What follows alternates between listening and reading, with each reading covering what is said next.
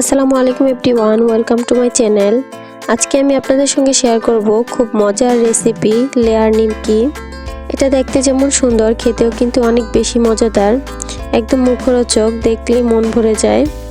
আর এই নিমকিগুলো আপনারা তৈরি করে প্রায় 2 মাসের মতো সংরক্ষণ করে রেখে খেতে পারবেন। 1 কাপ ময়দা দিয়ে কিন্তু বেশ অনেকগুলো পিঠা বানানো যায়। পিঠা বা নিমকি যেটাই বলেন না কেন, খেতে কিন্তু এগুলো অসম্ভব মজা। আশা করছি আমার আজকের রেসিপিটি আপনাদের কাছে অনেক ভালো লাগবে আর সহজে লাগবে। চলুন তাহলে কথা না বাড়িয়ে চলে যাচ্ছি পুরো রেসিপিতে। এই রেসিপিটি তৈরি করার জন্য আমি একটি মিক্সিং বোলে নিয়ে নিচ্ছি 2 কাপ ময়দা। তবে আপনারা ময়দার পরিবর্তে এখানে আটাও ব্যবহার করতে পারবেন। এরপর এখানে আমি দিয়ে দিচ্ছি স্বাদ মতো লবণ বা হাফ চা চামচ। এরপর দিয়ে দিচ্ছি 1 টেবিল চামচ চিনি। এবারে সব শুকনো উপকরণগুলোকে আমি একটু একসঙ্গে খুব ভালোভাবে মিশিয়ে নেব।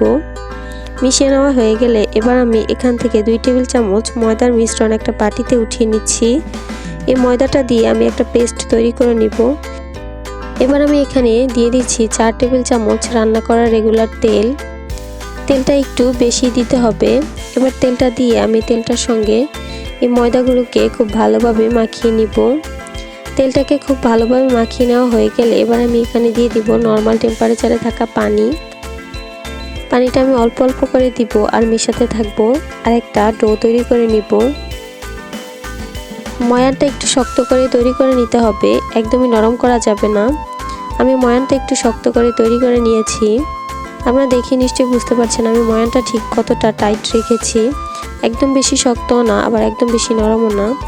এবার আমি উপর থেকে কিছুটা তেল মাখিয়ে এটাকে রেস্টে রেখে দিব 5 মিনিটের জন্য।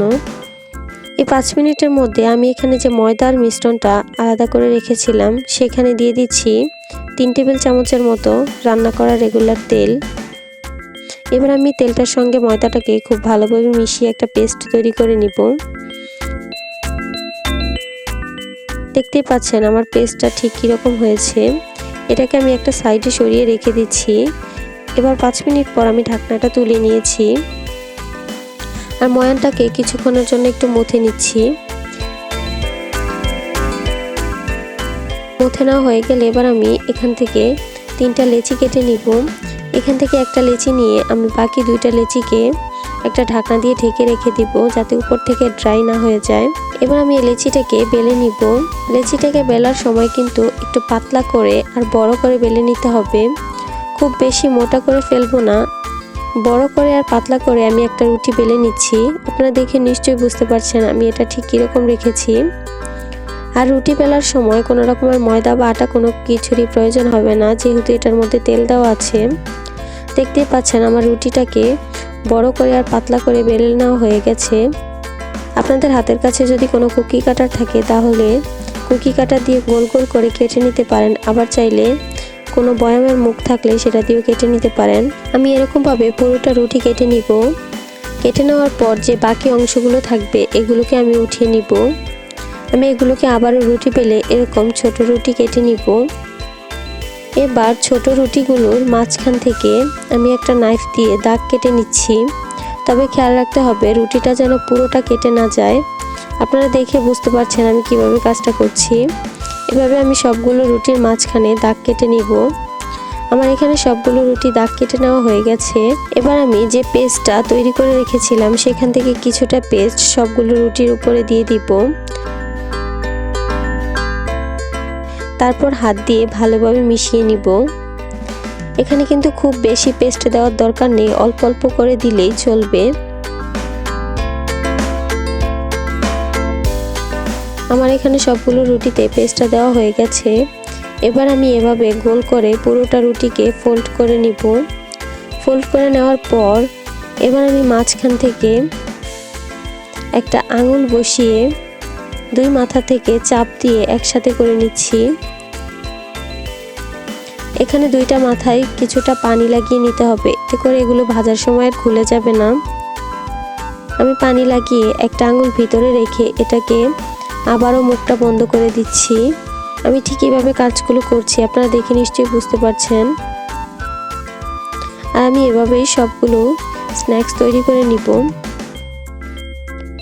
এখানে আসলে বলে বোঝানোর মতো কোনো কিছু নেই, আপনারা দেখে একটু বুঝে নিতে হবে আমি কাজটা ঠিক কীভাবে করছি। একদমই সহজ একটা ব্যাপার। এভাবে আমার সবগুলো তৈরি করা হয়ে গেছে। এখন আমি এগুলোকে ভাজতে চলে যাব। এগুলো ভাজার জন্য চুলায় একটি প্যান বসিয়ে তাতে পর্যাপ্ত পরিমাণে তেল গরম হতে দিয়ে দিয়েছি।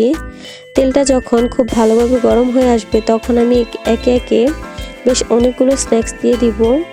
তবে চুলাটাকে কিন্তু একদম বাড়িয়ে রাখা যাবে না, চুলাটাকে একদম মিডিয়াম লো হিটে রাখতে হবে। এগুলোকে কম হিটে মুচমুচে করে ভাজতে হবে। এগুলো একটু সময় নিয়ে ভাজতে হবে, নেড়েচেড়ে উল্টে পাল্টে আমি এগুলোকে গোল্ডেন ব্রাউন কালার করে ভেজে নিব। এগুলোর মধ্যে দেখতেই পাচ্ছেন খুব সুন্দর একটা গোল্ডেন ব্রাউন কালার চলে এসেছে। এখন আমি একটা ছাঁকনিতে করে তেল ছড়িয়ে স্ন্যাক্সগুলোকে উঠিয়ে নিচ্ছি। দেখেই তো নিলেন, একদম কম সময় আর কম উপকরণে তৈরি হয়ে গেল ঝটপট মজাদার বিকেলের জন্য স্ন্যাক্স। এরকম স্ন্যাক্সের সাথে চা কিন্তু বেশ জমে যায়। নিমকি বা পিঠা যেটাই বলেন না কেন, খেতে কিন্তু অনেক বেশি মজার আর অনেক বেশি লোভনীয়। দেখে নিশ্চয়ই বুঝতে পারছেন। আশা করছি আমার আজকের এই সহজ রেসিপিটি আপনাদের কাছে ভালো লাগবে আর সহজও লাগবে। যদি ভালো লাগে থাকে অবশ্যই আমার চ্যানেলটি সাবস্ক্রাইব করবেন আর পাশে থাকা বেল বাটনটি ক্লিক করে রাখবেন আমার পরবর্তী ভিডিওর নোটিফিকেশন সবার আগে পাওয়ার জন্য। আজকে এ পর্যন্তই, সবাই ভালো থাকবেন। আল্লাহ হাফেজ।